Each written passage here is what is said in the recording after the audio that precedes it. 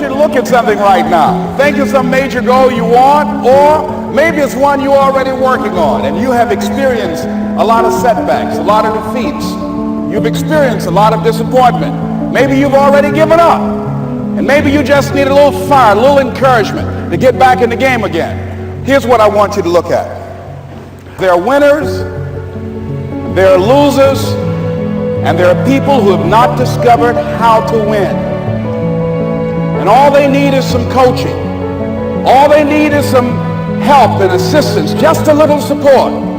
All they need is some insight or a different strategy, a plan of action to make some adjustments that will open up the key to a whole new future for them, that will give them access to the unlimited power that they have within themselves. That's all that they need. So what I want you to do is think about something you want for you, that's real for you, that's important for you, that will give your life some special meaning and power.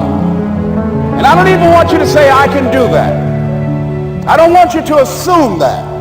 See, 5 years ago when I started out in this area, I would not have been able to make the mental leap that I would be up to where I am right now. I don't want you to begin to just psych yourself out. No. I want you to be able to say something to yourself that will enable you to maintain a level of integrity with yourself.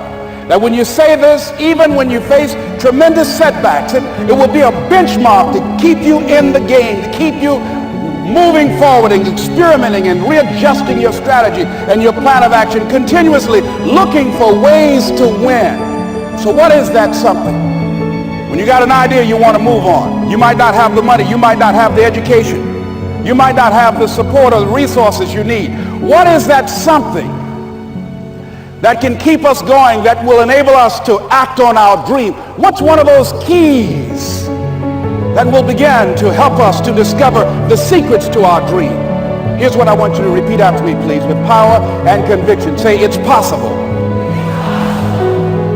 That's all I want you to do when you look at your dream. Just say to yourself every day, it's possible.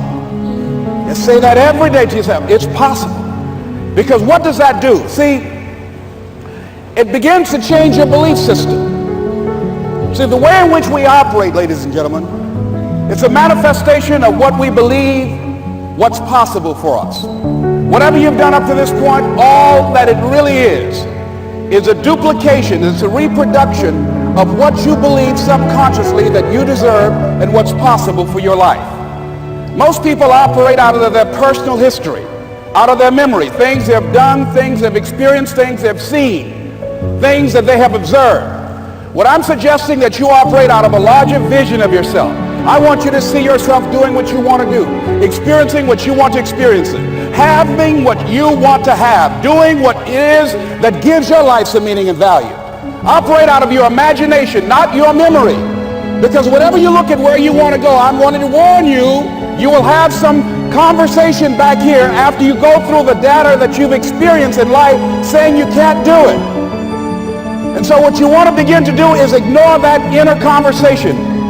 Well, most people, ladies and gentlemen, when something happens to them, what they do is they begin to believe that that's the way it is. That's the way it's always been. And they can't see the possibility of it being any different. Example, before April 1954, the common belief, the universal belief, because it had been tried again and again and again and people had failed, the belief was that man was not physically capable of breaking the 4-minute barrier, that he could not run a mile in less than 4 minutes. That was the belief on the planet. It had never been done. But here's what happened, ladies and gentlemen. Roger Bannister came along and he broke the 4-minute barrier. Now here's what's significant about that. Since that time, up to this day, over 20,000 people have done it, including high school kids. What changed? 20,000 people, what changed? Here's what happened when they got on the track. They knew it had been done. And because they knew it had been done, there was a new belief about this barrier, about this goal that was unreachable. And those 20,000 people got in the race believing, knowing in their heart that someone had done it, that it's possible that they could do it. And I'm saying that if you know anybody that had some goal, some dream, something they wanted to do, and they did it, then I'm saying that you know in your heart that if someone has done it, then you can do it. It's possible. And that if someone can make their dream become a reality, that it's possible that you can make your dream become reality.